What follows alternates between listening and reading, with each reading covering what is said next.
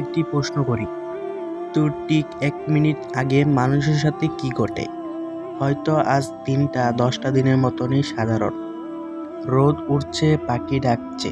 আপনি হয়তো পরিবারের সাথে হাসি মুখে গল্প করছেন, কিংবা হাতে ফোনটি থাকার সময় স্ক্রল করছেন। সবকিছু ঠিকঠাক।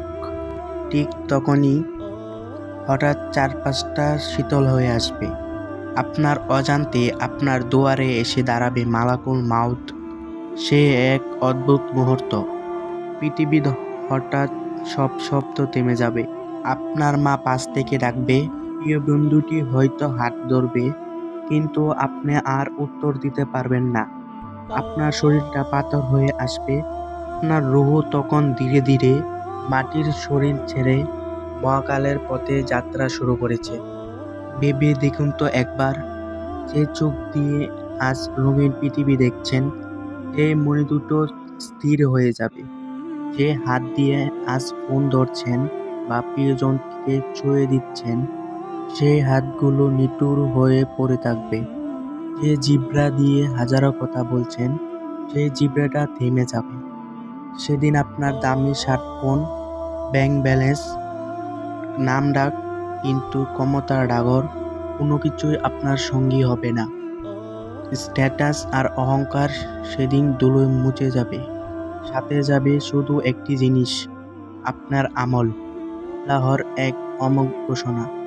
পবিত্র কোরআনে আল্লাহ তাআলা খুব স্পষ্টভাবে বলেছেন, প্রত্যেক প্রাণীকেই মৃত্যুর স্বাদ গ্রহণ করতে হবে। একটু ভাবুন তো, আজ আপনি অলসতা করে নামাজ ছেড়ে দিচ্ছেন, কিন্তু আজ রাতটাই আপনার জীবনের শেষ রাত হয়। যদি শোনেন আজান পড়ার আগেই আপনার জানাজার নামাজের প্রস্তুতি হয়ে যায়। কবরের সেই কুটকুটে অন্ধকার, যেখানে কোনো জানালা নেই, বাতি নেই কোনো, চারপাশটা একদম নিঃশব্দ, সেখানে কেউ আপনার পাশে শুয়ে থাকবে না। আপনি একা, একদম একা। যদি আপনার সাথে ৫ ওয়াক্ত নামাজ থাকে, তবে সেই অন্ধকার কবরটাই হয়ে উঠবে এক টুকরো জান্নাতের বাগান। আর যদি নামাজ না থাকে, তবে সেই একাকিত্বের কষ্ট সহ্য করার ক্ষমতা কি আপনার আছে? বন্ধু, এই দুনিয়াটা কয়েকদিনের মাত্র পরীক্ষা, কিন্তু আখিরাত চিরস্থায়ী। লোকে কি বলবে, সে ভয়ে আপনার আখিরাত নষ্ট করবেন না।